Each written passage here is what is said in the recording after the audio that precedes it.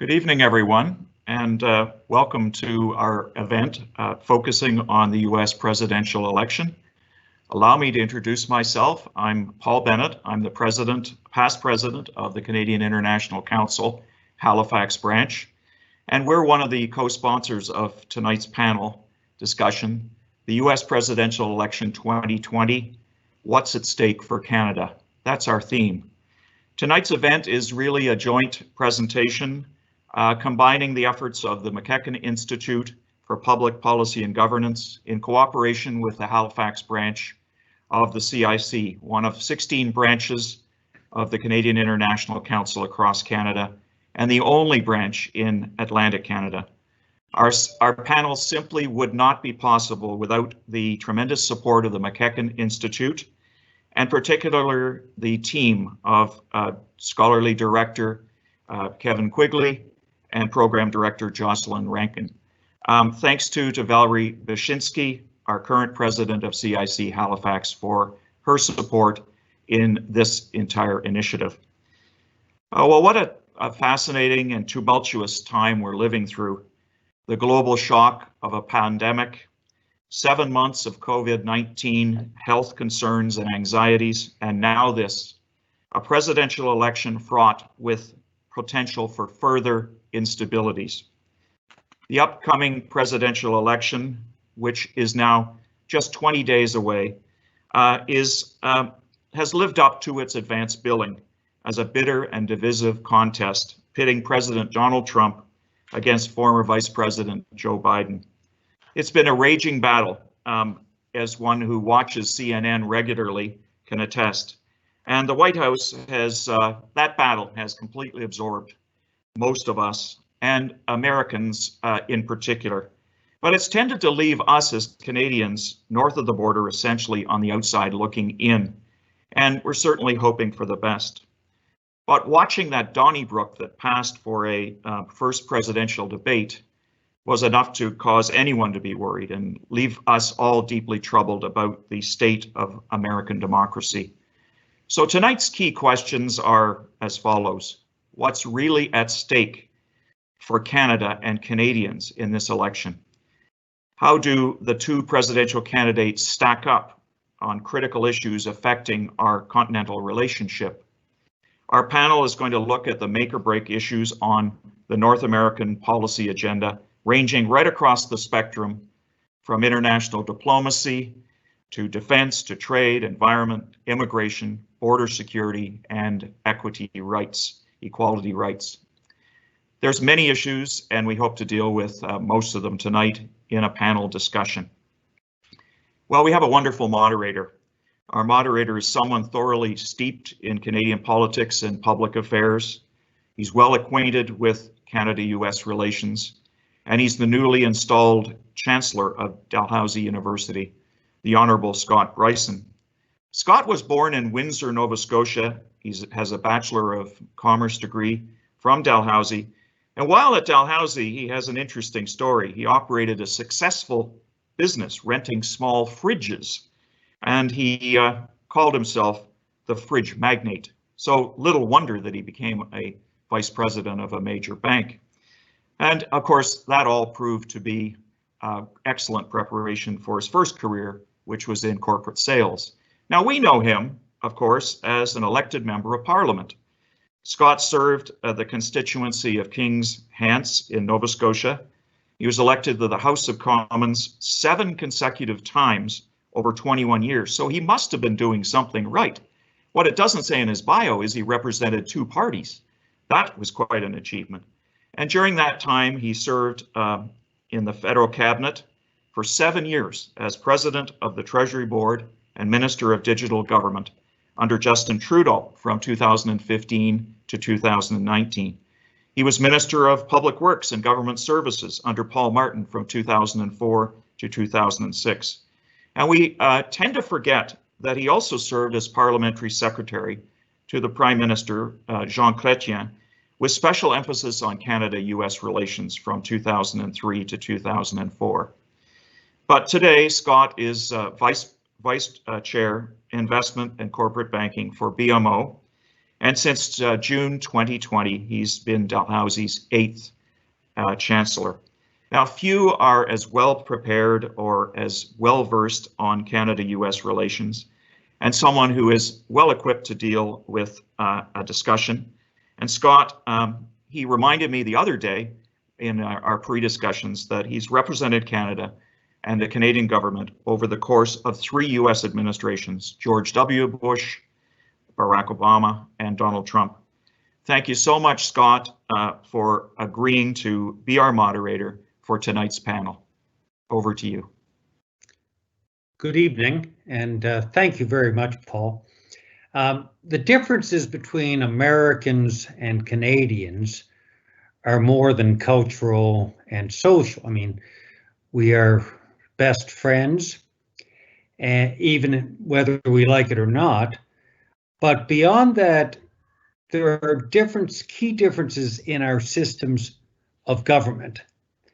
You know, in the US Declaration of Independence, it speaks of life, liberty, and the pursuit of happiness. Almost feels like a party.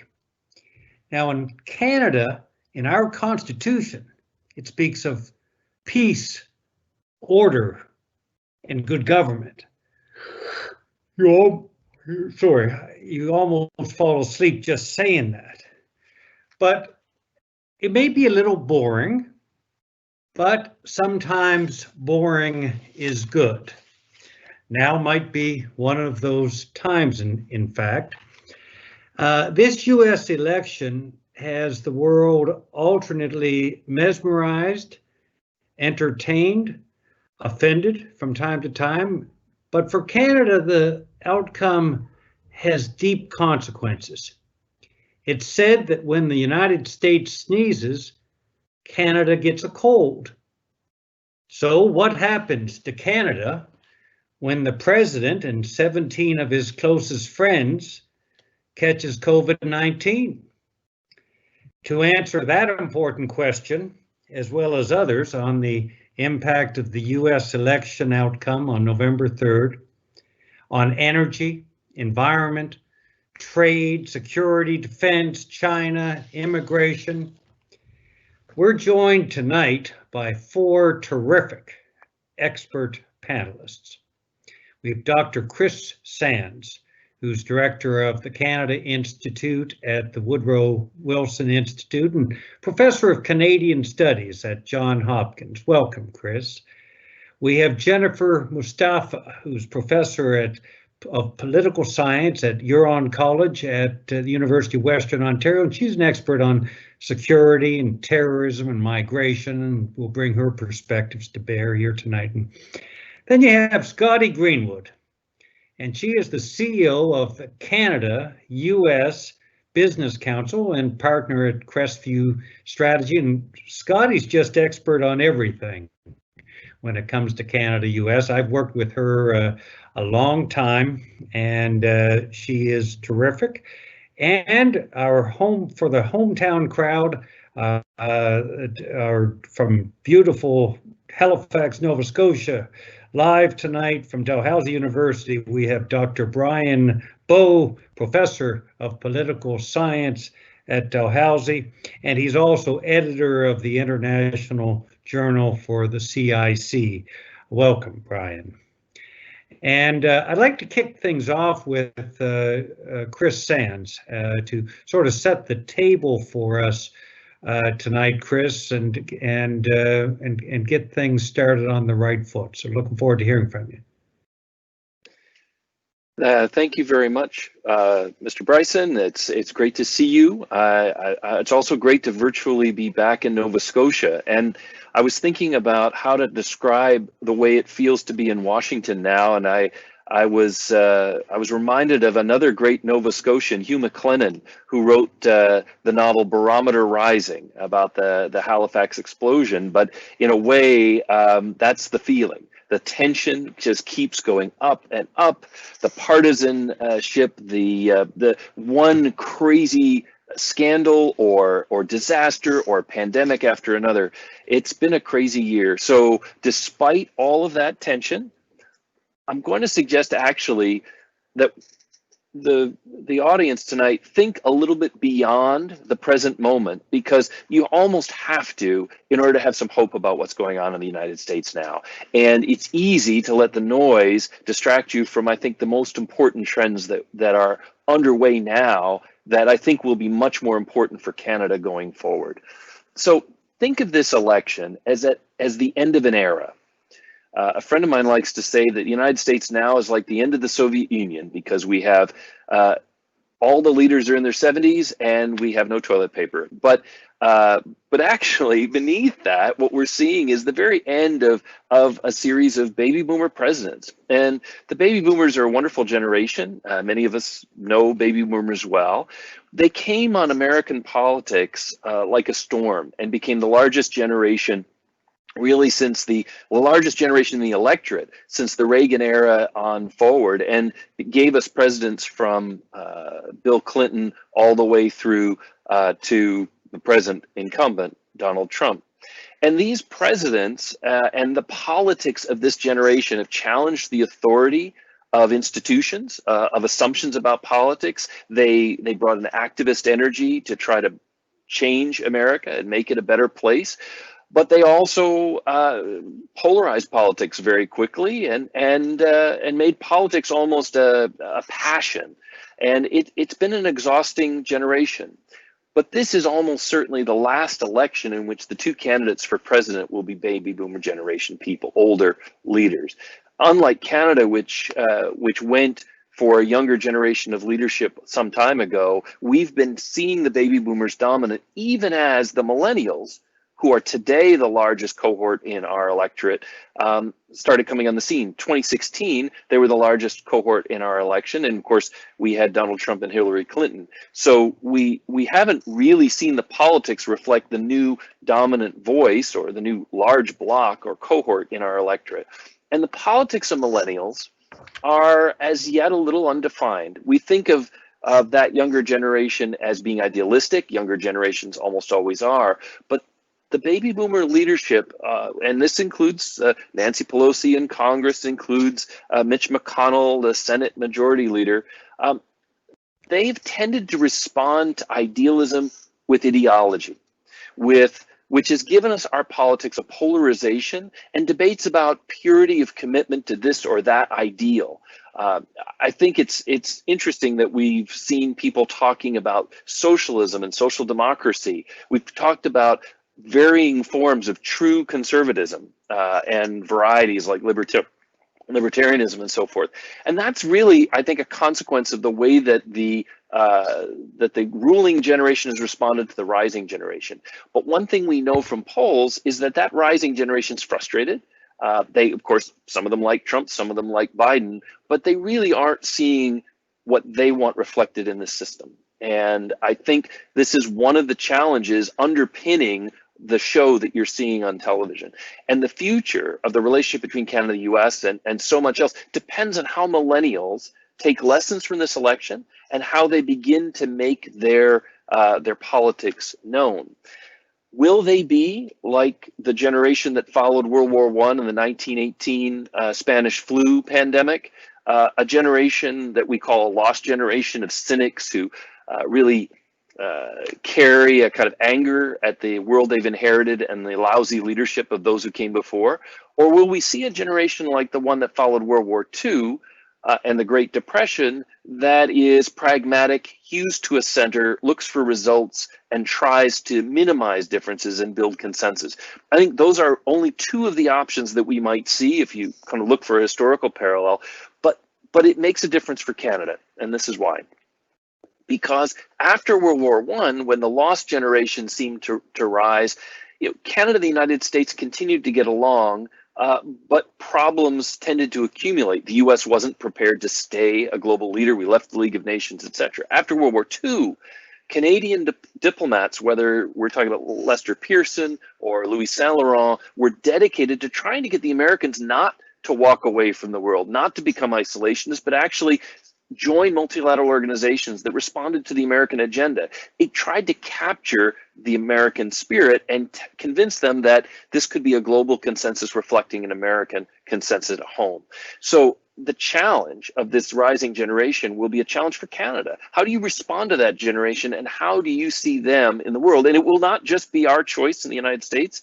I think it's very likely to be how Canada either bridges or assists or sort of counterweights that generation that will help determine the future of American leadership and really a lot of the international system.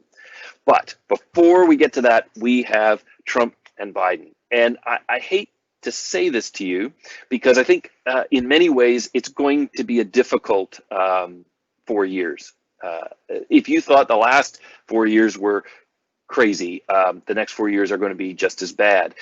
A Donald Trump re-election, with so many of his behaviors baked in the cake, we already know what he's like, will be a continuation of his disruptive style in international relations. In some ways, it's predictable now. We kind of have a better sense of how he behaves, but he has managed to put a cliffhanger at the end of every week. He's a reality TV showman, and you just can't stop watching. And he likes to surprise and off-balance people. I'm not saying that it won't have some hope, but I think that a Trump re-election will also be a continuation of these very difficult times that we've had, and difficult relations between the United States and Canada, at least on the personal level.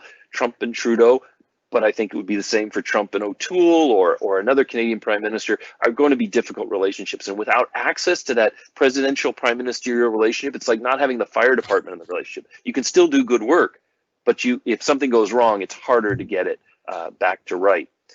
A Biden election, though, is a sort of different problem in that the Democratic Party has so many different idealistic factions, and kind of a partnership between Greens and social justice activists and people who would like to see universal basic income, more or less working with the traditional parts of the Democratic Party, union members, urban politicians, African Americans, and Hispanics. Joe Biden is in some ways the fourth time that the party has said to its very active factions, we can't have a radical champion. To get elected president, we have to have a centrist. And so they've been persuaded to accept a centrist, even though in their heart of hearts, they want somebody who's more committed to the causes that they care about. No Bernie Sanders, it's going to be Hillary Clinton, and now it's going to be Joe Biden.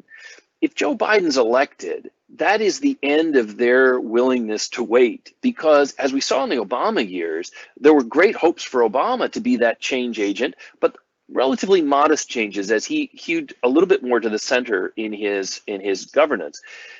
Joe Biden will, because of his connection to the Obama administration, will immediately be suspected of wanting to kind of go slow on radical reform. And there'll be a lot of pressure on him to act quickly to start locking in real progressive change. And I think that's going to make it a challenge for him to govern. Either way, I think it's going to be a difficult couple of years.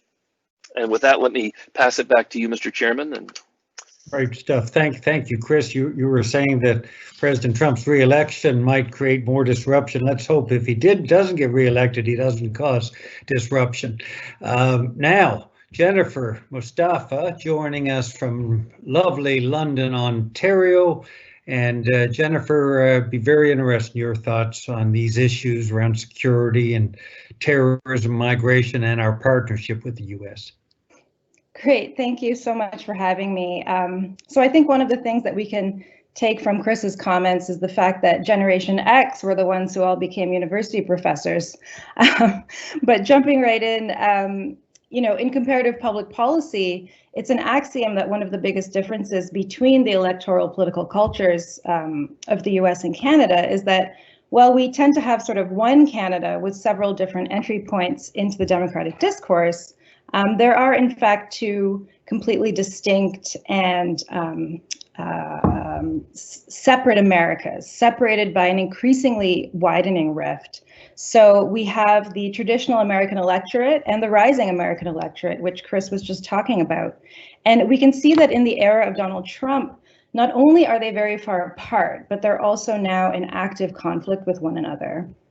Now, when Trump won the presidential candidate nomination for the Republican Party, quite a few well-meaning analysts sort of urged everyone to calm down, because obviously there's no way he was going to win the election.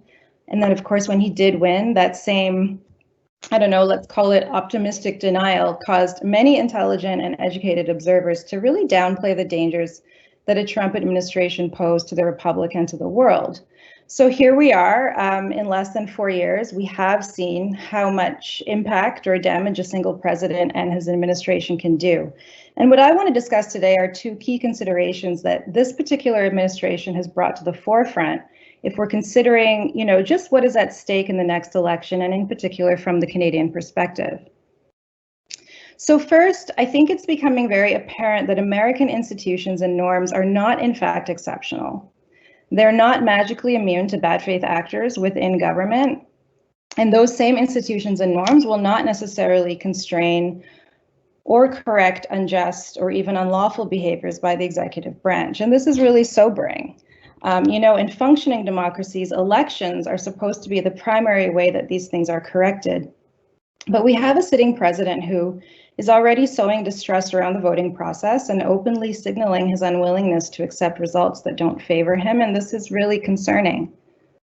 A second important consideration for us to take seriously, and I think Chris was leading into this as well, is that the Trump presidency is actually a symptom of ongoing and deeply problematic aspects of American society and politics. It's really tempting, I think, to get stuck on this one individual as some sort of personification of a bad version of America. But Trump did not invent the structural problems that are currently plaguing this country, his country, even as his leadership has benefited from them and has continued to inflame and exacerbate them. And this is really, really key. The Trump presidency has been actively supported and enabled by a long-standing and strategic effort by factions of the GOP and their backers who unabashedly wish to amass political power at any cost. And their efforts have also included arguably a really dangerous manipulation and degradation of public discourse that has eroded and damaged trust in public institutions and exacerbated this already quite wide rift between the two Americas. Now, we could talk for hours about the various crises and emergencies going on in the US, but I think we're all fairly aware of them at this point. I'm sure some of them will come up in our discussion later. But of concern to this panel is that in less than a month, we have an historic election and the stakes are very high. So despite the polling information currently predicting a strong preference for the Democratic ticket, I'm personally on record as saying that it is not a given that there will be a President Biden and Vice President Harris in the White House in 2021. Now, there are several different ways that this election could pan out, but it's fair to say that a peaceful transition to a clear-cut and non-controversial win for Biden-Harris administration seems increasingly difficult to count on. And I think this is a serious possibility that we have to acknowledge. Now, in terms of our very specific Canadian stake in the US election, I'd like to highlight two key themes that relate to the points that I just mentioned. So first, quite simply, and to put it bluntly, we can no longer rely on the United States, and neither can the rest of the world. And without overstating the current status of the problem, we still can't deny that American multilateral leadership is in a period of notable relative decline. And importantly, this brings with it unpredictability and uncertainty. And those are not things that we want in the international realm. So in Canadian foreign policy and security policy and economic policy, we really have to account for the fact that we can no longer trust or easily predict the behaviors of our closest and most powerful ally. And furthermore, in the eyes of the rest of the world, it has perhaps never been more important for Canada to distinguish ourselves and our interests from those of our neighbor. So we've really long benefited in a lot of ways from being seen as sort of a benign younger sibling state of the US, but this perception is actually increasingly becoming a liability. And I'll give you an example. So a good example of this relates to the current trade and foreign policy tensions between the US and China. And these tensions have been simmering for a while, and we've seen some escalation of them in recent months. So as much as we have our own concerns and interests relating to our bilateral relations with China, our other friends and trading partners in the Asia-Pacific region need and want to see that we are not just always hitching our proverbial foreign policy wagon to American interests. So we really need to articulate and distinguish our foreign policy goals as being distinct from our relations with the United States. And we are seeing hints of this being taken seriously in Canadian leadership. We know that the Trudeau government is preparing for and assessing the possibilities of uncertain outcomes in the upcoming US election. We also are seeing an uptick in interesting kind of mini-lateralism efforts without the US. So for example, Canada and the UK are increasingly banding together on certain security issues, on certain foreign policy positions. And honestly, I think we're going to have to do more of this, charting our own path on foreign policy issues. But of course, all the while needing to balance that with our complicated and continuously close relationship with the United States. And, you know, as Chris mentioned, something really important to keep in mind is that a Biden-Harris administration isn't going to magically reverse any of this uncertainty or unpredictability overnight. America's domestic problems are quite severe, and they will continue to render their foreign relations uncertain for quite some time. And this is a really bitter pill, but I think it's one that we have to swallow.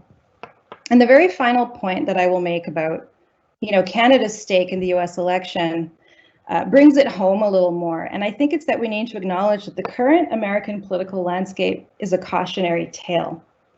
We can't be complacent, right? We can't imagine ourselves to be immune from the democratic decline that we are witnessing just across our border. We can't be tempted to let our increasingly favorable relative comparison with the United States blind us to our own deeply rooted structural problems. For example, we are seeing increasingly radical far-right discourses, violent activism bleeding up into Canadian political culture in a variety of ways and across a variety of issues. You know, there's a mosque in Toronto that had to shut down because of vicious threats, citing, you know, the Christchurch attacks, for example, and things going on in the United States. So we really need to resist the sort of Canadian urge to be smug and sanctimonious, and instead consider what approach we want to take in the event of a widespread breakdown, potentially, in civil society below the 49th parallel. And I think that most Canadians watching agree that we are currently on the right side of the border, but I think we need to make sure that we can look back and say that we were on the right side of history. So I could go on and on, but I won't. So on that rather gloomy note, I will leave it here for now, and I really look forward to the rest of this conversation. Thank you.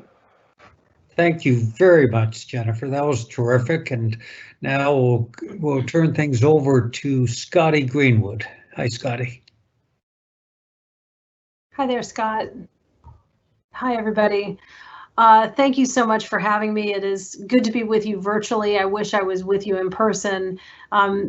In addition to Scott, Brison, of course, three of my favorite Nova Scotians are people well known to this audience: Mary Clancy, Jennifer Gillivan, and the blue collar CEO Mandy Renahan. So it's a part of the world and a group of people that I'm really I really love. And Scott, since I just learned you're the 8th Chancellor of Dalhousie, I will give you a little thing that your girls you can talk to your girls, and that is, what did the 0 say to the 8?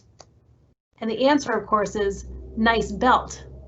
So anyway, no extra charge for the toddler humor there.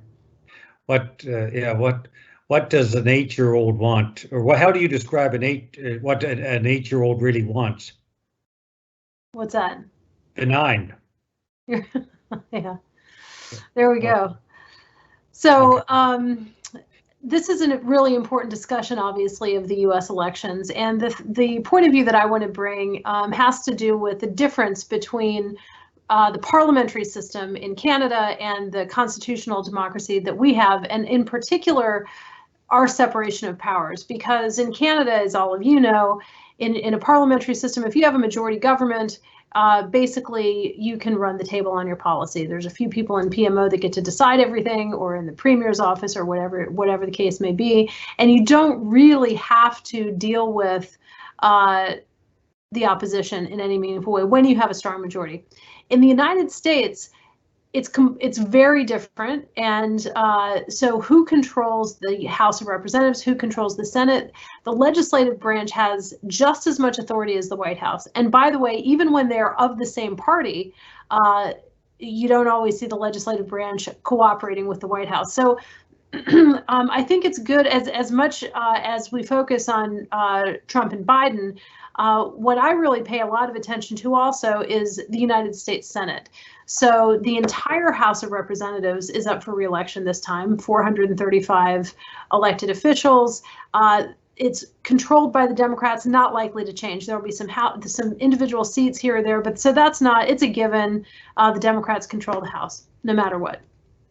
The Senate, however, is much more evenly divided, and there is an absolute chance that the Senate changes from Republican control, which it has now, to Democratic control, depending on how a few seats go. And if that happens, the implications both for the president, whoever it is, getting his agenda through, and for Canada-U.S. relations are pretty significant. And I just want to give a couple of examples that might resonate in Halifax, Nova Scotia. So one is has to do with the Pacific Northwest, and you might think, what does the Pacific Northwest really have to do? It's about as far away as you can get. Not as far, I guess, Southern California, but it's pretty far away from Halifax.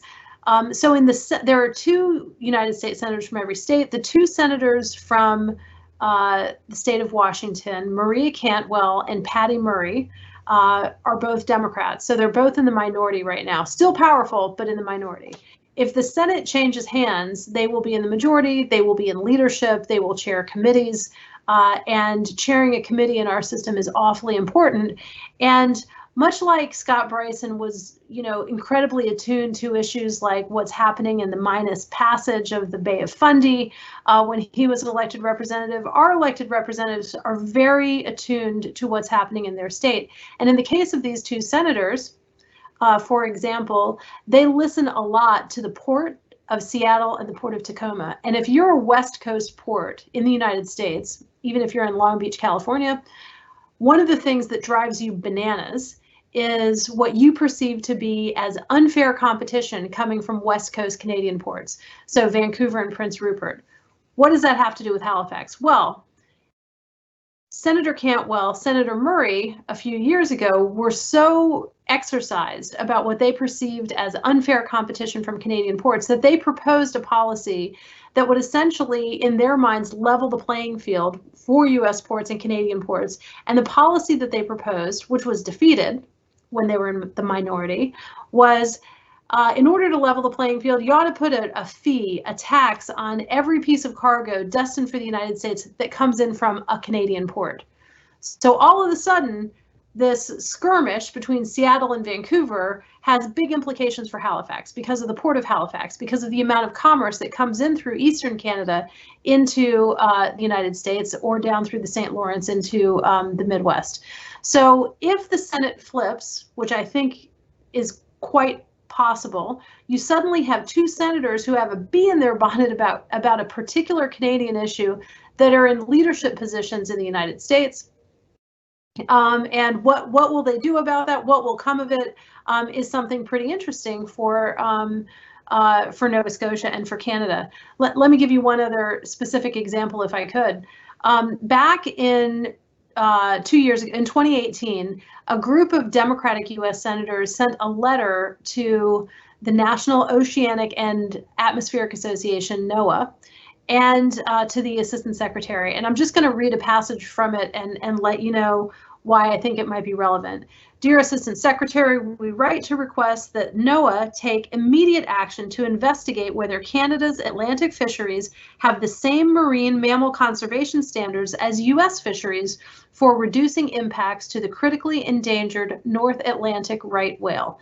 Fishermen in the United States have made significant sacrifices to reduce deadly interactions with this species, and we need to understand whether Canada's fishermen are being held to a similarly high standard in order to prevent the extinction of the species. Now, their letter goes on. They actually go on and on about some of the deaths of Canada's right whales in the Gulf of St. Lawrence. And you probably, if you live there, you remember what was happening in 2017, 2018 with the mortality rates for the whales.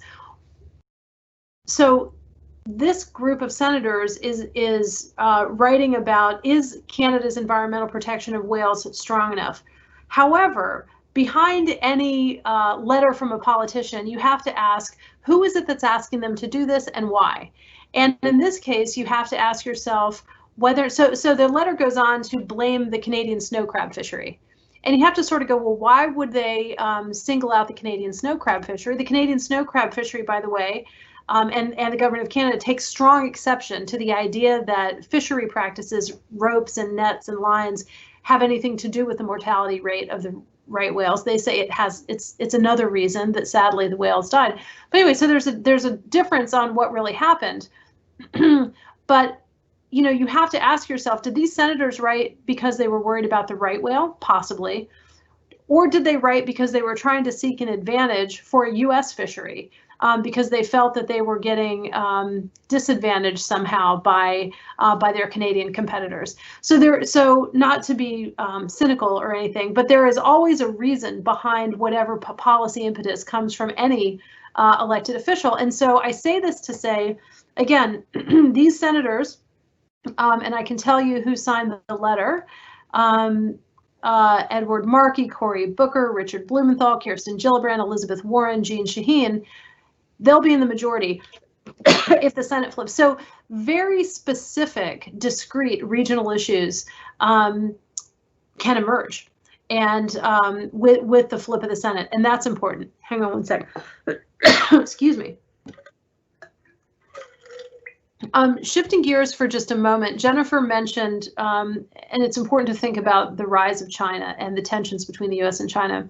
What I want to say on that subject is, regardless of the outcome of the election, China is a force, and regardless of what country you're in, China is a force to be dealt with. One of the ways the US is looking at dealing with China right now, and I think this would continue, although be slightly different between a Trump administration and a Biden administration, is an effort with some Pacific nations to counter China, and the effort is called the Quad. And the Quad is the US, Australia, India, Japan, a military and security and economic partnership. At first, we thought the Trans-Pacific Partnership might be the counter to China, but the US didn't do that. So now the question is, would the Quad do it? We haven't had this Quad idea in the past because India wasn't willing to join into this kind of a relationship. India always historically has wanted to be unaffiliated, but now because of the tensions that India itself is having in its border region with China, and because of overtures that have been made and several other factors, you have this possibility of the US, Australia, India, Japan serving as a counter potentially to China. That leaves Canada out a little bit, notwithstanding the important role that Canada has played historically, as Chris Sands said, in global organizations and institutions. But so then you ask yourself, how can Canada be relevant in a world where the US and China are duking it out, the Quad becomes a counter? And one of the ways I would argue is there is a bilateral effort underway, but it could be made stronger for the US and Canada to cooperate on the issue of the development of critical minerals, what's called critical minerals and rare earths. So critical minerals and rare earths are found everywhere in the world, but they're only processed really in China and Indonesia. China has basically a monopoly on the global market for processing critical minerals and rare earths. Well, why does it matter? It matters because these are the ingredients for not only consumer goods, but they're also the ingredients for defense goods, precision guided missiles, things like that. So in a world where the US is trying to sort things out, China has its own agenda. If Canada, for example, decided it wanted to become the world's headquarters for the processing of critical minerals, because Canada has the engineering capability, the environmental regulations, the infrastructure, railroads, ports, the engineers, Canada could become awfully relevant immediately on a big issue that will affect not only our security posture, but also our trading posture. So that's something that at the Canadian American Business Council, we've really been advocating. There is a bilateral effort, but it's moving at the pace of government. It's, you know, Scott's two girls will be grandmothers by the time it gets done at the current pace. So we need to, if we think it's a good idea, we need to give it a significant boost. But that's one way for Canada. The last thing I'll say before I wrap up, Scott, is just reacting a little bit to Jennifer's fantastic arguments about the role for Canada. The one thing I would say is, you know, there is a certain inevitability of our geography, and so it's not like Canada can just decide it wants to live next door to somebody else, even if the neighbor is a little obnoxious right now and the party is a little rowdy or it's a little dangerous or whatever. You know, we're still kind of stuck with each other, and I think it's important for Canada to think about how to get it right. I think it's been. I have to give credit to everybody in Canada for figuring out how to navigate Trump world. It's hard. It's not obvious, and Canada has basically, and this is not a partisan statement. I think it's true of opposition parties as well as the government, the Trudeau government, as well as provinces and mayors, have figured out how to kind of navigate through a pretty tricky scenario with Trump. But I don't think. You could pivot to another partner in the world that would compensate for the giant economic relationship we have and the history we have of you know, of our two peoples. Plus, you can't move, so we're stuck with each other. And I think getting it right is going to be awfully important. I do think that if there is a change in government, which today it looks like there probably would be. If Biden is elected, there will be a different tone, but it won't eliminate all the problems. It won't. There will still be difficult issues to manage. And of course, you'll still have the United States House, the United States Senate, and all the governors to deal with. And so with that, I will turn it back to you, Scott. Thank you, Scottie. I don't think I've ever heard you speak that long without mentioning softwood lumber one time, and our perennial favorite.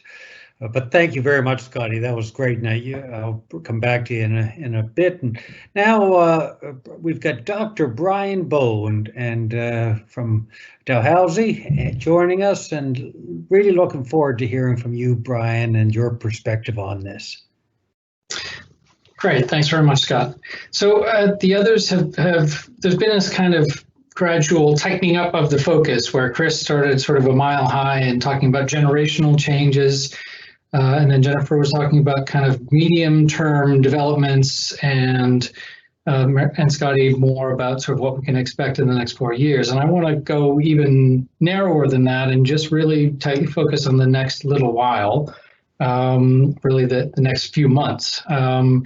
And Jennifer mentioned that there's already been lots of speculation about what we can expect over the next little while, and we're all kind of aware of the things we should worry about.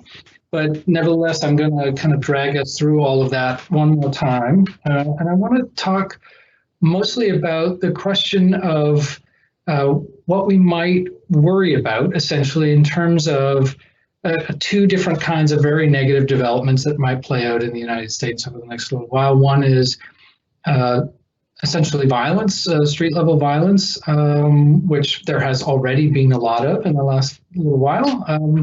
And then the question of the consolidation of either outright authoritarianism in the United States or what we might call an illiberal democracy, where they're still voting, but the sort of norms and proper sort of checks and balances of democracy are not functioning properly there. And I think in some ways, the implications of those things for Canada are fairly straightforward, and there's certainly plenty for us to worry about. And just to put those things in perspective, a quick reminder that part of our concern has to be, you know, that the two societies are so tightly entangled with one another that we have to care about what happens on the other side of the border, either because friends and family live there or because we have employment and commercial interest there, or because, and then this is the dreary thing I'm going to focus on, is because there are ways in which negative developments in American politics can spill over into Canada. And Jennifer already touched on this a little bit, but I want to say a little more about it. And I want to start off by separating two different kinds of spillover. So one kind is a very direct. Sorry. Minor interruption. You can still hear me okay? Okay, great. Thanks, Scott. So one One is this sort of very direct and literal kind of spillover where violence literally crosses over the border, or violent actors cross over the border. And I'll say a little bit about that. But then also there is, as Jennifer mentioned, ways in which there can be a kind of figurative or indirect spillover where things are not physically crossing the border, but particular ideas and social trends are sort of being copycatted on the Canadian side of the border with severe negative effects for Canadian politics. So I'll just work my way through, very briefly, through three kinds of scenarios for the next little while. A Biden win, a Trump win, and a contested outcome. Just a few notes about each one. So a Biden win, I think a lot of people have the idea that this is our best case scenario, at least in terms of the kinds of things I've been talking about. But I do want to highlight the fact that there is still plenty of room for trouble even with a very clear Biden win. It will absolutely lead to a kind of a cascade of low-level violence in the United States. Far-right groups and militias in the U.S. will be in conflict with government forces of one kind or another. Probably the local police for the most part, and the plot to kidnap the governor of Michigan that was recently foiled, I think, is probably the sort of thing we should be thinking about. This is not like a coordinated campaign by big, well-organized groups. This is a few guys with guns and beer who come up with crackpot ideas about how they can fix American politics on their own, and they take things into their own hands. And I think the big concern here is a lot of those small-scale lone wolf or small group plots and the terrible consequences they could lead to. A clear-cut Trump win, I think, is in many ways the worst possible outcome in the longer term, and meaning the next 4 years and possibly beyond. But it's also could be the most dramatically negative in the short term, in the sense that there could be a lot more street violence associated with the Trump win, mostly because it will draw more people out to the street, right? So that there will be protests that follow a Trump win, because the polling numbers suggest that there's no way he can win without there being some kind of electoral hanky-panky, and that a Trump win will certainly confirm the worst suspicions of his opponents, and I think that will lead to protests, which will lead to clashes with police, which will lead to vigilante violence brought about by the various militias and far-right groups. And the big question there is, what kind of cascade effect are we going to see? I mean, that we've already seen that kind of violence taking place in the United States, but the question is, will there be a cycle, a self-reinforcing cycle where it gets worse and worse? And that is an issue both in terms of the violence itself, but also in terms of being a catalyst for a tightening up of authoritarian impulses by the Trump administration. So we have seen, I think so far, that Trump doesn't really have a clear-cut agenda for manufacturing an authoritarian government. He's not clever enough or well-organized enough to have a plan like that. But he is someone who reacts to provocations that he perceives, and I think that if he feels like his government is under threat, or if his government's legitimacy is being profoundly questioned or challenged, he will look for ways to get more control, and that will involve an escalation of violence and an attempt to overreach the constitutional limits. And all of these things obviously raise big questions for Canada, and I will come to those in just one moment. A contested outcome is, I think, the most likely to cause severe violence in the short term, for all of the reasons I've just listed for a Trump win. A contested outcome creates a temptation for Trump to try to hold on to power, and it increases the likelihood of really large protests and increases the incentives for Trump to stage a violent reaction to those protests, and that escalates the likelihood that that violence will cause the kind of action-reaction cycle I've been worrying about. So there's a way in which violence in the street and authoritarianism will kind of reinforce one another in that scenario, and the danger of that is very real. all of this puts Canada in an awkward position in a whole bunch of different ways. And some of them are the kind of more long-term ways in which we have to worry about the US as a reliable partner, and we have to worry about long-term sort of political dysfunction contagion. But there's also kind of short-term political decisions to make, which are very difficult. One of them is, if there's a contested outcome, how does the Canadian government diplomatically manage that? The whole question of recognition, it's one of the big challenges in all diplomatic practice, and here we would have the most difficult choice we've ever had to make on that kind of an issue. But I think there are also more kind of, I think that one is a manageable one. And I think the more difficult choices are going to have to do with things that will be much less showy and much less in public view, and they will have to do with difficult day-to-day choices to make about mundane issues like border control and police cooperation. For example, if US-based protesters cross into Canada to escape American law enforcement, under what circumstances and in what ways are Canadian law enforcement going to cooperate to help return those people to the United States? What are we going to do if militia groups cross into Canadian territory as a way to dodge American law enforcement and use Canada as a staging ground for attacks on law enforcement in the States or political opponents in the States? These are the kinds of things that countries in other parts of the world have often had to deal with, where there's intense instability, and they're the kinds of things that Canadians have always thought are, science fiction and ridiculous and not something we had to think about. But they really are, the Canadian government is planning right now to think about some of those cases, and they're not necessarily seeing them as likely, but they are recognizing that they have to think in advance about what they would do if any of these things take place, and they do raise both very difficult political and legal questions for Canadian policymakers. I will leave it on that even darker and bleaker note.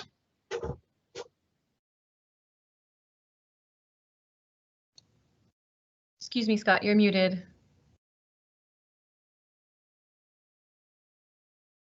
People have been trying to do that for years.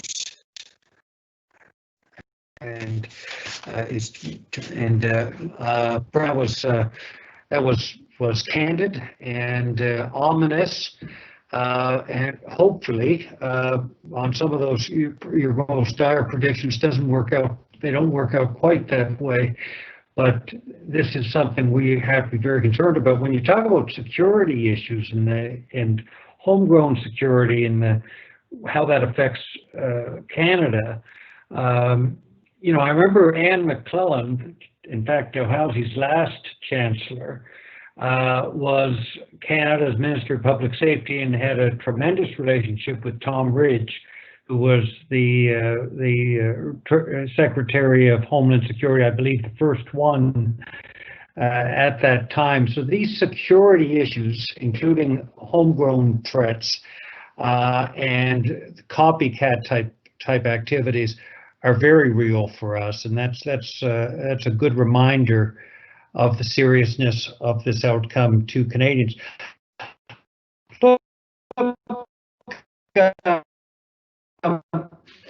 I just want to open this up, and we've received a couple of questions, but one question I want to was on the environment and energy file, because Canada is an energy power. We produce all kinds of energy here.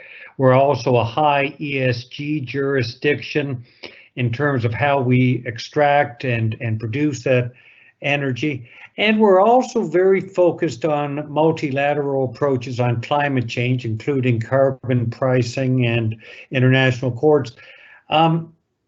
Recently, Vice President Biden has really made climate change a significant focus of his campaign.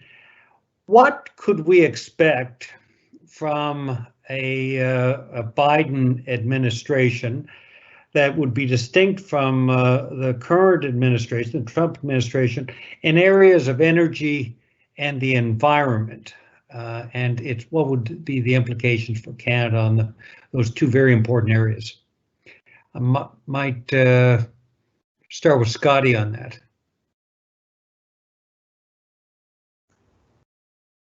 Okay. Well, I think that vast differences between a Biden administration and a Trump administration. Canada and Trudeau and Biden will agree on the importance of the Paris Accord, will agree on the importance of facilitating low carbon transition, electric vehicles. But what you'll see from Biden that's different than Trump is a massive, massive investment in clean and green energy. So Biden sees his first task actually is to save the economy. And he thinks about FDR is who he looks at, and he thinks about needing something that's even bigger than a Marshall Plan for the U.S. to first of all save the economy.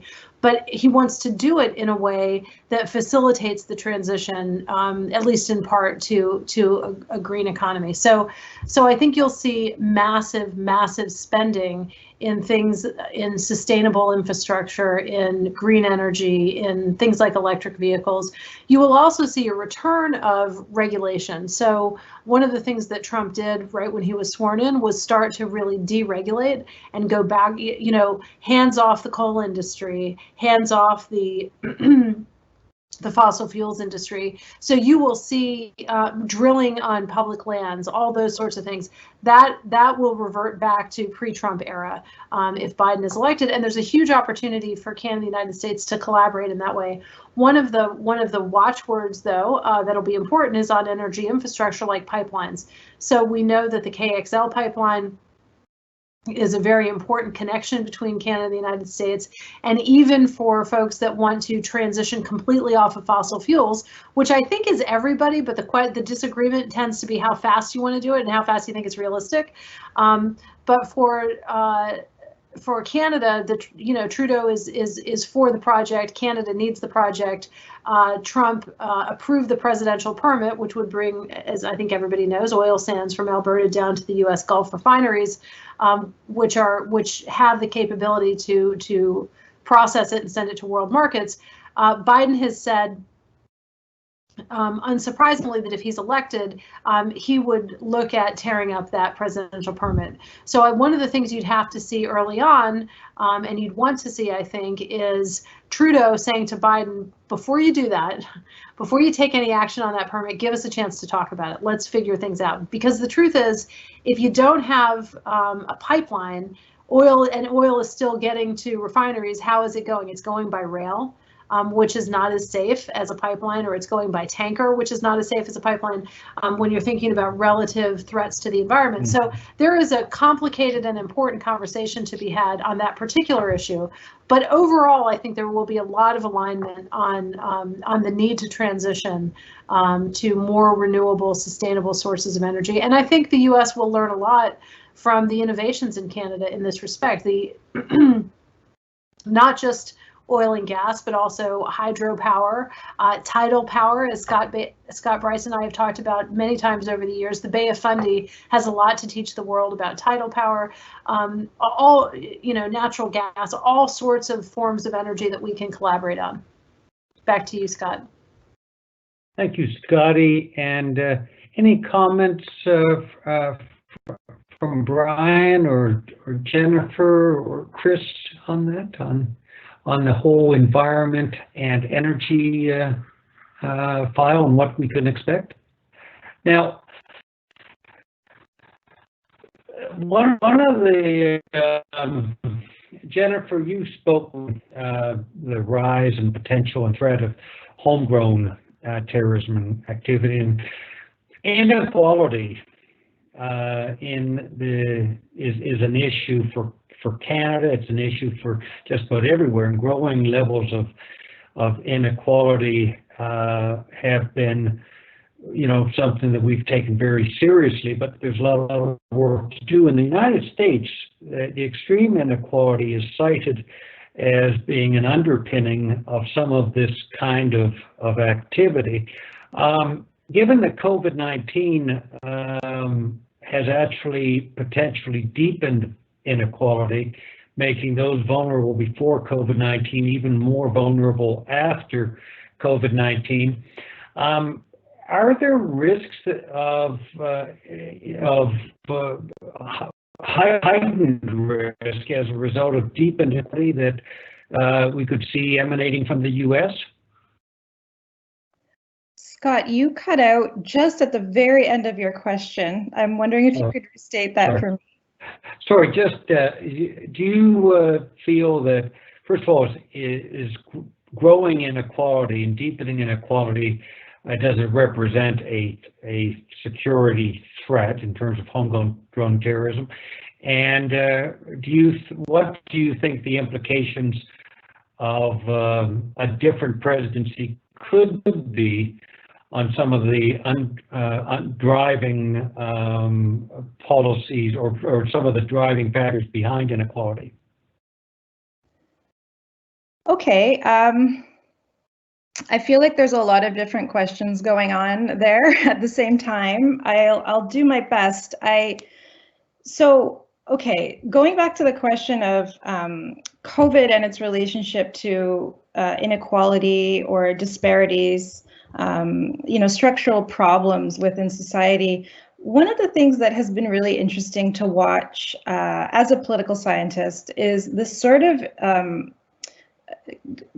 multi-jurisdictional dynamic that emerges with the response to COVID. So, you have the federal level, the provincial level, you have, public health units that operate very differently from the hospital systems in each city. And, I remember early on in the pandemic, people would say things like, well, why doesn't Justin Trudeau just make sure everyone gets a test? And, I'm like, well, come and join my class on policy jurisdiction. It's not that simple, right? But one of the things that has emerged is there seems to be more of an appetite in Canada for kind of a nonpartisan approach to solving, these wicked problems that are being presented by COVID-19. And, with varying degrees, depending on the provincial government that we're talking about. But to use kind of an American phraseology, there's been a lot more of reaching across the aisle. But that's not to say that that's something that, we can always fall back on, because I do think we're seeing some evidence to the contrary, especially in Alberta. Manitoba also comes to mind. Your linking of income inequality to domestic radicalism or far right terrorism, is that kind of the question that you were asking? Yeah, some people create that linkage, and is that fair or valid or a non sequitur? I mean, I think that there are a lot of really interesting sociological indicators that point to connections between social marginalization and political radicalization, but it is just one small piece of the puzzle. And of course, there are many, many, many more examples of people who are socially marginalized or economically marginalized who do not turn to terrorism or, militia type mentalities or who commit mass violence. And I think we always have to keep that in mind. I think I'm not saying you're saying this, but I think there's a kind of a lazy tendency to make those linkages, especially when it suits us. I feel like this relates to one of the questions that popped up on the Q&A. This segues really perfectly into it. Can I just answer it? Absolutely. Okay, so I think the question was around, what is one piece of advice that, I would like to give?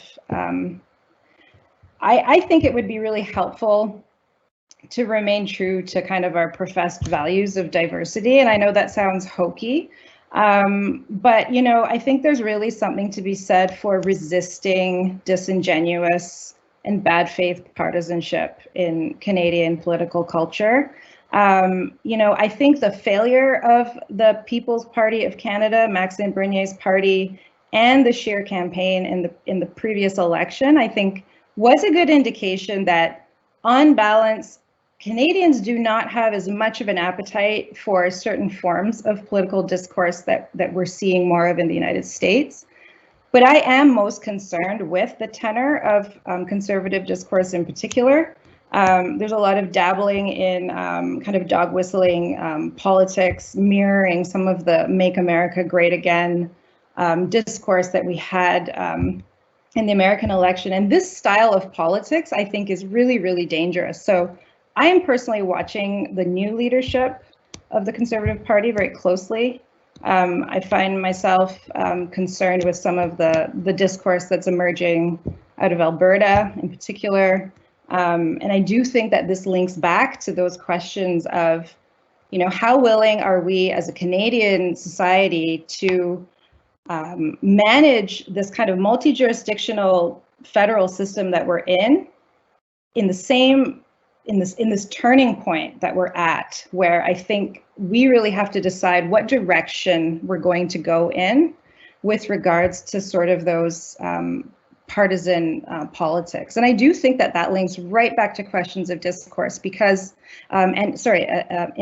equality, because resources and distribution of resources and the idea of the role of government in social democratic institutions and public welfare institutions, these go right to the heart of sort of functioning liberal democratic politics. So I don't know if that is helpful. Thank you very much.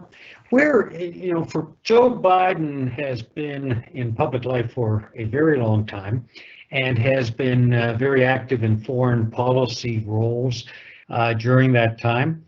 I'd like to ask our panelists, where is Canada in Joe Biden's world view versus Canada in Donald Trump's world view? I'd be interested. I know last time I saw Joe Biden was at George H.W. Bush's funeral, and we were chatting a moment. He said, you know, I love Canada, and it's obvious he has an affinity for Canada. But he said if I ever defect, it'll be to Canada. Now, Scottie, That's sincere. I mean, Joe Biden does love Canada. He led the U.S. delegation to the Olympics in 2010 and said wonderful things. I was actually coming to Toronto a couple of years ago for an event where former President Obama was speaking, and lo and behold, I get to Reagan National Airport, and I was the last one on the plane. But sitting in that, you know, it's one seat and two seats, right? So I'm in like 1A or whatever, and 1B and C are over here, and they're empty. So I said they were about to take off, and I said to the flight attendant, like, can I just move over to the 2 so I could put my newspaper down next to me? She said, no, there's somebody else coming. And I said, no, I was just out there. There's nobody else. And she's like, you know, yes, there is. And sure enough, Joe Biden hopped on the plane. And so I said hello, and I thought they were going to the same event I was, because we're going to Toronto. We're going to land and see Barack Obama. But he was going actually up for the Invictus Games. And so my point in that is he likes Canada. He has experience back and forth. And he also, as you know, he spent years as chairman of the Senate Foreign Relations Committee. He cares about engagement with the world. He cares about allies. And there's no better ally and no closer ally, as we know, than Canada is to the United States. Joe Biden understands that, and his team of people around him also understand that. So I think there will be a great affinity. So given that Canada prefers and is pretty good at multilateral kinds of approaches, will there be opportunities for Canada to help reinvigorate as a partner U.S. multilateralism? And I'd be interested in the panel's thoughts on that. Chris may have some thoughts on that, or Brian jump in there. You know, Canada sometimes punches above our weight in terms of multilateral approaches. Will there be more of an opening with a President Biden, if that's the outcome on November 3rd? Scott, this is Chris Sands. If I can jump in, at least try to answer that in part. I think there's potentially an opening for Canada, but it's going to hinge on a couple of things, not just the willingness of President Biden to engage with multilateral institutions, but also how Canada sees its role as a middle power. I think there's a great debate, and Brian Bowe is excellent on this, quite eloquent, about what middle powers mean. And there are lots of different ways to be a middle power. There are more countries now that claim middle power as a sort of style of foreign policy. You hear it from the Brits, you hear it from the Australians. Singapore claims middle power status, South Korea. And, you know, I think originally middle powerism was taking Canada's engagement in the British Empire, where there were these senior colonies that were partners in the late stage of the empire and making decisions with Britain, and then carrying that to a more American-dominated world where the U.S. was looking for a partner, but a junior partner. That was then. This is now. How does Canada see itself as a middle power? How does it want to engage in institutions? I'll give you some examples, though, from recent years where I think Canada is well positioned. The Trudeau government made a big effort to bring together a group called the Ottawa Group, including the European Union and a number of other middle powers, to talk about the potential of WTO reform. There's been a lot of concern about the fate of the WTO, and the Trump administration has really prohibited the appointment of anyone to the appellate process. So that's not the first stage, but the second stage. But it's a real weakness for the institution not to have it. We're currently picking a new director general for the WTO. Every one of those candidates, the candidates that are left, are considered pro-American as opposed to pro-Chinese and committed to trying to reform the institution to keep the Americans in. But where Canada, I think, made a contribution here that was really important is, as much as the US and China are fighting over a range of trade issues, by bringing that conflict into the WTO, you could not only strengthen the institution, but you might also strengthen the global trading system at a time where, you know, China, as much as the US, has been challenging its functioning the way it was intended. So to me, that's the kind of opportunity, but it requires that kind of ingenuity from Canada, because I think for a Biden administration that wants to maybe see the WTO resolved with all the things they have to do, Canada's opening will make that more likely. So I hate to put this on Canada, but I think Canada has a potential to be the X factor that makes multilateralism, you know, great again, if that's not too much to put on you guys. That's you know, the Bretton Woods institutions and the opportunities for reforming them, and I think we've got Bob Ray now as our ambassador to the UN. Probably couldn't have a better person there to help engage both the US and the UN at the same time.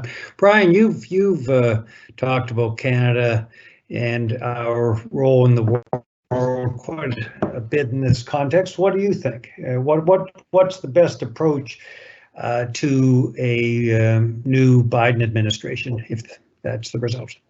I think if the question is specifically about multilateralism, then I think Jennifer is sort of better to answer this than me.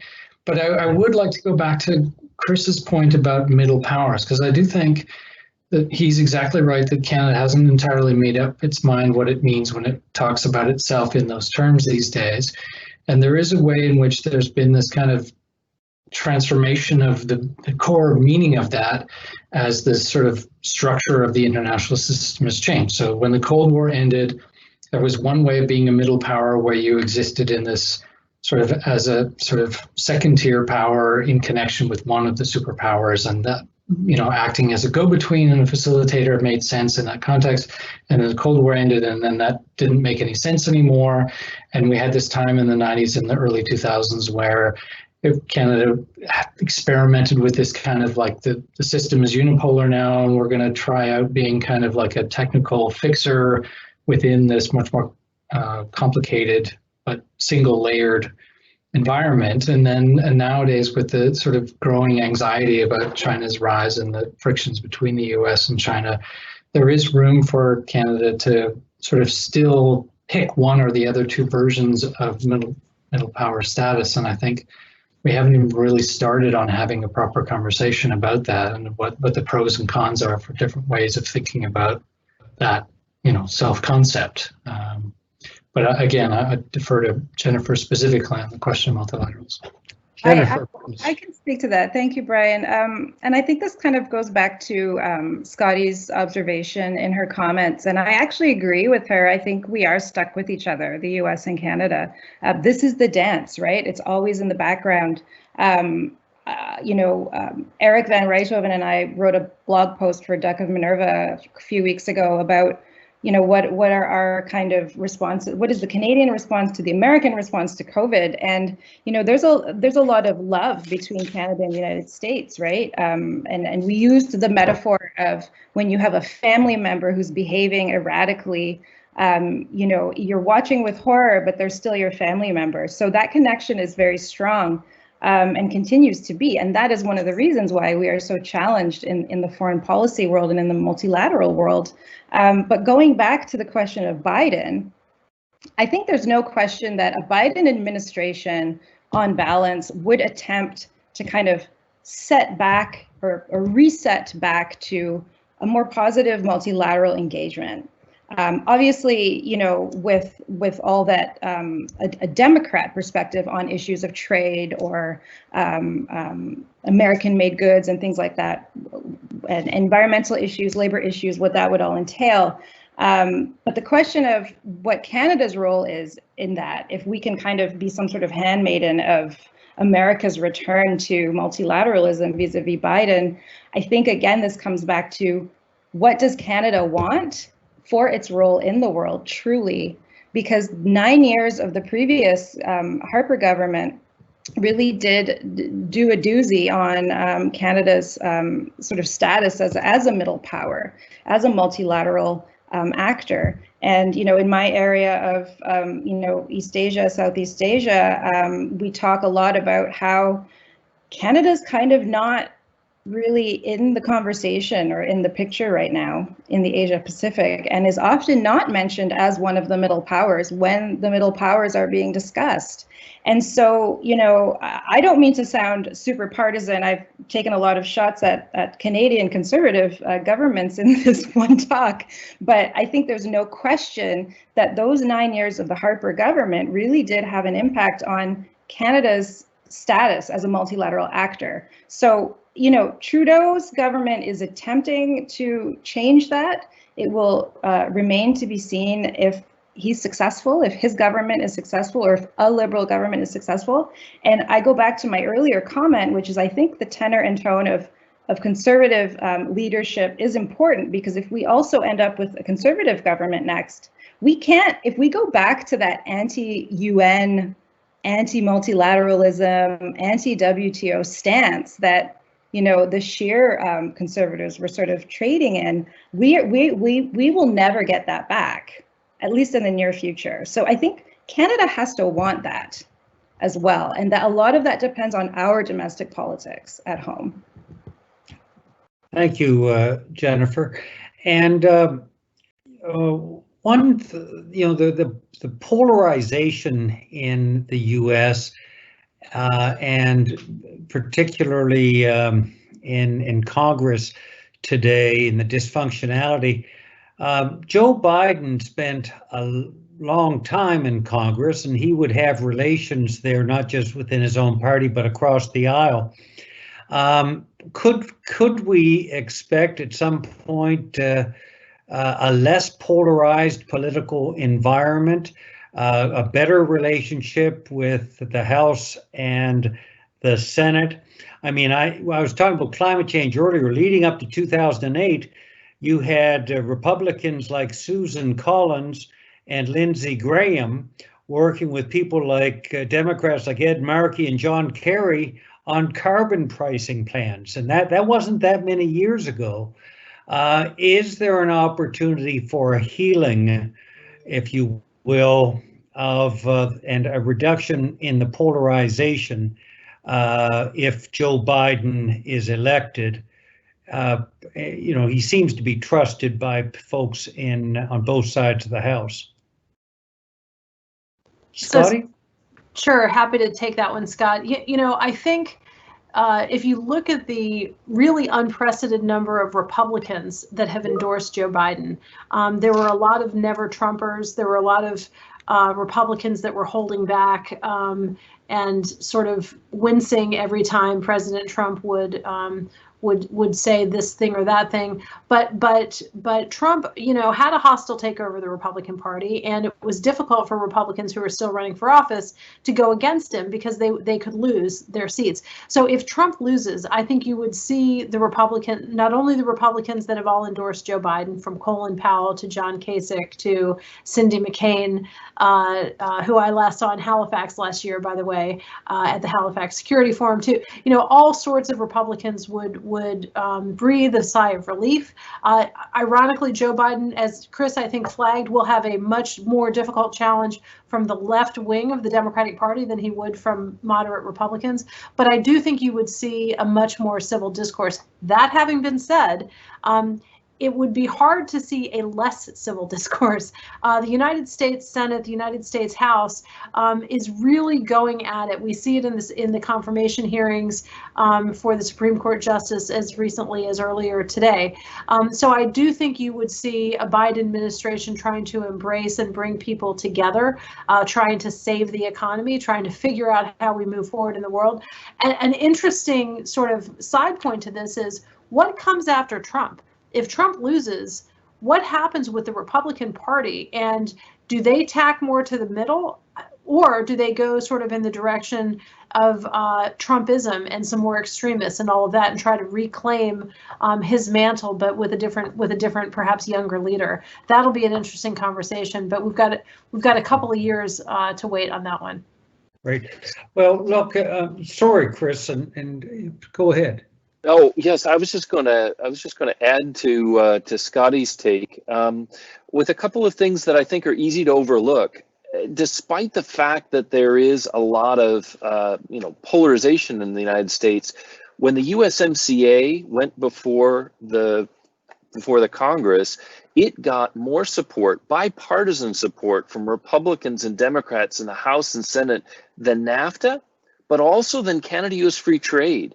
And I think one of the changes that is easy to overlook, because we see everybody at odds, that's occurred in the last few years, is we have a sort of new bipartisan trade policy consensus, which is that we want to protect our declining industries and we want to open market access where we're strong, which is what most countries do. It's not what the US used to do. We had this principled discourse, but this is now where I think a lot of people in both parties are. Similarly, there's nobody who's pro-COVID. We all want to come up with an answer. I think the United States is settling into a real conflict with China. And this is something that has roots in both Republican and Democratic parties. I think Trump has given us a somewhat disturbing, for me, consensus that we'll have low taxes and more spending. Now, that eventually will come to tragedy, but it's popular. And for the baby boomers who want to see social welfare programs continued as long as they're around, and yet also we all love low taxes, it's a very popular consensus point. And I think as Scottie talks about trying to rebuild America better, you're going to see a lot of a continuation of that even under Biden. So those are the kinds of things that make me think we may find, not just because of Biden's relationships, but also because the United States has underneath all of this noise a few things that maybe suggest that we're more united than we look. I know I've taken on this role as the sunny optimist, trying to give everyone a reason to hope. So sorry for playing to type, but I just wanted to make that point because I think it's an important one. It was just like morning in America, and there for a moment. Chris, you raised a couple important points. One thing, just listening to our panelists tonight and looking at some of the questions, Canadians seem to, in recent administrations, really like Democrat presidents, but, or rather, Republican administrations are often, from a trade perspective, easier to get along with. Now, there are some some real protectionist elements within the Democrat Party. Biden is talking, Vice President Biden's talking about Buy American. What should we be concerned about? Well, I'll take a first cut at this, and it's a slight disagreement I have with Jennifer Mustafa, very slight, and that is I think this is going to sound so naive. I think both parties contain people who are, trying to do the right thing by their lights. That is what most politicians do, and so one thing that Canada should avoid is falling into the idea that is very common in the US, where my team is good and the other team is evil, that it really is a battle. Now, you can say that about individuals, but as parties, I think the Republican Party and the Democratic Party have combined to both challenge a lot of the norms of American politics in recent years. I think it's a boomer thing that they did. Some of those are good. We have new norms about recycling. We have new norms about how we talk about people with different sexualities, and those were positive norm changes. So some of this, well-intentioned, some of it was good, some of it was bad, but there isn't a good party and an evil party in the United States, because once you start thinking that way, it becomes impossible to compromise, and it becomes hard to build a consensus. This is the distinction I still see between Canadian politics and American politics. Justin Trudeau may look across at Aaron O'Toole now, or Andrew Scheer before, and say, I really disagree with that person, and I think I'm better to run this country than they are. But I don't think, even on his worst day, Justin Trudeau says that man is the embodiment of evil in the world. And the civility that comes from that recognition that we just disagree, but we're all human. This is something that I've heard from Joe Biden himself as being part of the old school of politics that he embraces. So I'm just, that it's a slight disagreement, because I think both sides can bear some of the responsibility for the mess we're in, and both sides can be a good partner for Canada, just under the right circumstances. Anyway, that's my my little sermon. Sorry to go on so long. We seem to have lost Scott, so I'm going to step in here and ask Jennifer if you have any comments in response to what Chris just said. I'm not personally a big fan of the both sides discourse when we're talking very specifically and particularly about elements in current political culture that are, by their very nature, exclusionary. So are there problems with how people in different factions talk to each other? Absolutely. Can the discourse be better? Always, no question. But I think that one of the problems that we tend to have almost as Canadians, we're predisposed to it, is not recognizing when somebody is crossing a line where they're no longer having a discussion about how do we arrive at the good life, right? Because in theory, in a functioning, democracy, we have back and forth, we have agonism, people have disagreements about how we together can achieve a good life. The problem is when you have a political leader or a political party whose general messaging is, these people don't deserve life, or these people don't deserve a good life at all. And that is something that is mostly coming from the right now, conservative, far-right politics in the United States especially, and we're starting to see that a little bit in Canada. Absolutely, there's never any question that, there needs to be civility in civil discourse, but I think sometimes responding to deeply uncivil discourse with the impetus to say it's okay, we'll just try and get along, and maybe we can do better by not having protests where we protest fascism and children in cages. I mean, these are false equivalencies. So I really push back against that argument that there's a both sides problem at this particular point in history. And as far as some of my best friends are conservatives.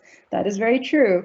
And some of my best friends are Republicans, but there is a very, very big difference between a Reagan Republican and, you know, a MAGA Republican right now. And I think that that qualitative difference is very important to keep in mind. We can't speak in platitudes about this particular administration. So what I want to see is that if we have a Biden administration, we can attempt to kind of get back that discourse. And what I don't want to see is in Canada that we start to descend to that type of partisanship as well. So I do agree there, that level of partisanship is bad, but I don't agree that there's equivalency. When we're talking specifically about the Trump administration and how they are functioning right now within their own democracy. We've got a lot of great questions there, and we're not going to get a chance to get to them all, but I'll do my best to wrap it up as best we can. Still trying to get a sense of Scott, but I'm assuming that we can't reestablish contact with him. Brian, you've been kind of quiet, but you sure shocked us with your presentation with the various scenarios. Let's assume there's a disputed election result. How likely are those scenarios where we would see civil disobedience and the possibility that, you know, there would be tremendous instability in the United States? And there's an awful lot being written and speculated about the possibility of, you know, significant dissent over the result, whatever it is. Yeah, thanks, Paul. I think there are some things that are certain, and there are some things that are just unknowable. And the things that are certain are that there will be mass demonstrations, there will be people out on the street protesting, and there will be a police response to that it will likely escalate. So those things are definitely going to happen. I mentioned the sort of plot to kidnap the Michigan governor. That's the kind of thing that we absolutely cannot, I mean, something like that will happen, but where it will happen and when it will happen and how many times it will happen, we have no idea. And the big mystery in all of this is not whether there will be conflict in the streets, and it's not whether there will be low, sort of small scale outbreaks of violence. The bigger question is going to be, one, do those things escalate and lead to sort of ongoing conflicts between some of these groups that are not sort of episodic, but are sort of continuing forms of violence? And then the second thing is how much will that lead to an action-reaction cycle that leads to a tightening up of authoritarian governance in the United States? And I'm not an odds maker, and I wouldn't make a guess on that. But I do think they are real scenarios. This isn't just science fiction. This is something that could very well happen, and it's likely enough that the Canadian government should be thinking about how it's going to manage those things. Good. One of the secrets of a great panel is you have far more questions than you have time to provide answers, and that appears to be the case tonight. We've just heard that Scott sends his regrets. He lost his power, so I think he has a legitimate excuse for not rejoining us. So I hope he gets his power back. And we want to thank Scott Brison for coming in and providing such great leadership for tonight's panel discussion. On behalf of both the McEachern Institute for Public Policy and Governance and the CIC Halifax branch, I'd like to thank each of our speakers. I wish there was applause. There won't be tonight, but I'd like to thank Christopher Sands, Jennifer Mustafa, Mary Scott Greenwood, and of course our own Brian Bowe, who is, after all, editor of the Canadian Journal, the official publication of CIC, for joining us tonight. And thanks to all of you for taking the time and showing your interest in international politics. I'm sure we'll all be watching 20 days from now when the US presidential election happens, and then I'm sure there'll be many discussions to follow. So thanks again. I want to thank the McEachern Institute, particularly Kevin and his team here, for all they've done to make this possible. Thank you for joining us, and good evening. Thank you for having us. Thank you so much. Bye, everybody.